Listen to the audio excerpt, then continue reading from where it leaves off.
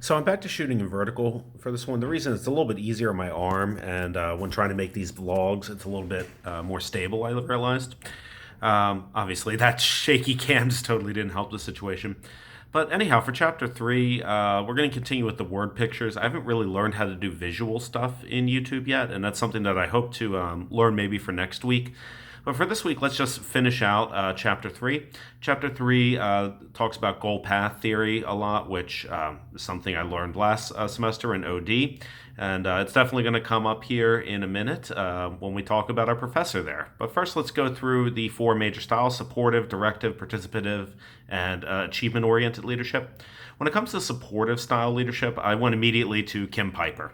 She was my boss for 5 years when I worked at 911 and worked in emergency services.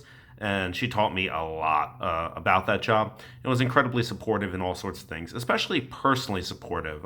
During that time, my mother passed away very suddenly, and she gave me extra paid days off. I hadn't earned them, but she gave them to me nonetheless. She looked in on me and my family for a while, and she gave us a lot of space to grieve.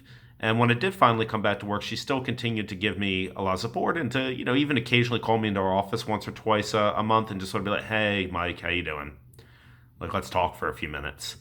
Um, and that was really fantastic for me. But she was like that with everyone. She was very supportive of the other employees who worked with us and was always willing to help out. In fact, she even saw herself so much as an equal that because she was technically competent to handle the emergency calls and work the board, if someone was out sick or if someone needed a day off, she would just do the job. She would just become an actual equal and hop on the board and do my job with me alongside me, which was, a fantastic example and amazingly supportive because she wasn't doing this just to sort of be a participative leader. We'll talk about that later. She was doing that because she needed to support someone else who was sick or who needed a day off or who just needed a break. Sometimes the person just needed not their 30-minute lunch break, but maybe an hour or two. Sometimes working in that line of work, people die while you're on the phone with them. And it's scary. And it's upsetting. And, sometimes the only thing that's going to help is a shot of whiskey and 5 cigarettes or something like that. Whatever your go-to vice is, you know what it is. In that situation, you need it, and the supportive leader is going to give it to you. Sometimes it's a hug. Sometimes it's room to walk out of the building and just be gone for a while, be absent. And Kim always provided that, and I admire that tremendously. As far as directive leadership goes, this was one of my professors in undergrad. Instant classic example, Father Lombardi. Father Lombardi's a Jesuit priest, an outstanding guy, and on the first day of class, he pulls out a note with all the mean comments students have ever written about him in teacher assessments. And he starts off saying some really vulgar stuff that he's been called. But eventually, he gets into the meat of his argument, which is, look, I'm a tough teacher. I give you instructions. I expect you to follow them. I give you very clear instructions. No joke, his instructions were often 3, 4, 5 pages long.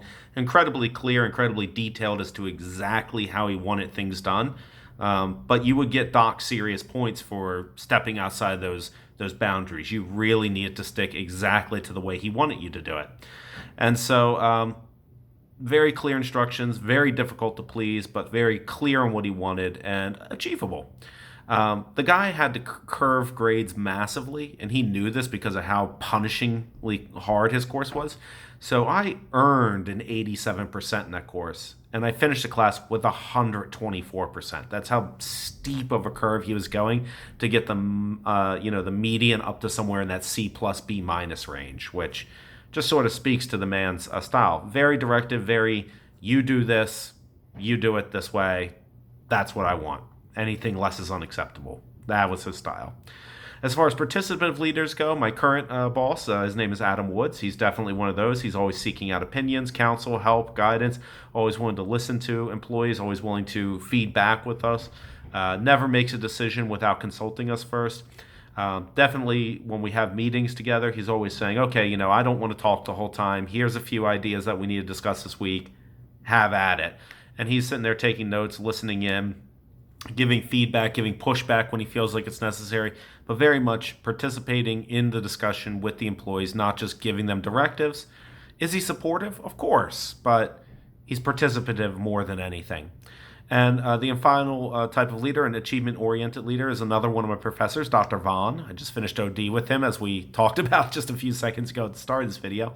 He pushes students hard. He replies to your comments and to your activities on the discussion board. He's constantly challenging your ideas. He's constantly setting a very high standard for you. I really loved his class. The man is incredibly intelligent. His wife also participates in class, Mrs. Vaughn, Mrs. Dr. Vaughn. And she's the same way. She's constantly giving you feedback. She's constantly giving you pushback. She's constantly setting a higher standard. You write this, and she says, "Wow, that's a great start." Very supportive. Think supportive style leader. But then the next page, she'll say, "But what about all this stuff you forgot about? Like, respond to me. Show me that you understand the material. Show me that you can achieve this very high standard I'm setting for you." And finishing that class with an A was incredibly proud for me, just because of the sheer amount of effort it took.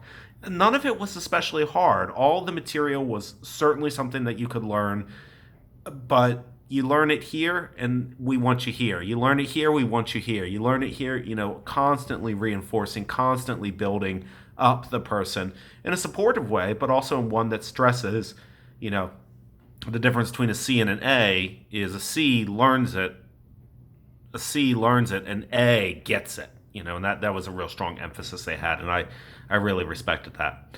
So there are the 4 types of leaders. There's a few examples from my personal life about them. Hopefully I can build up and develop my YouTube skills week over week. This week it's going to look very vloggy. It might stay that way for a while, but I do hope to learn a few tips and tricks if I have the time. All right, thank you. Have a good week.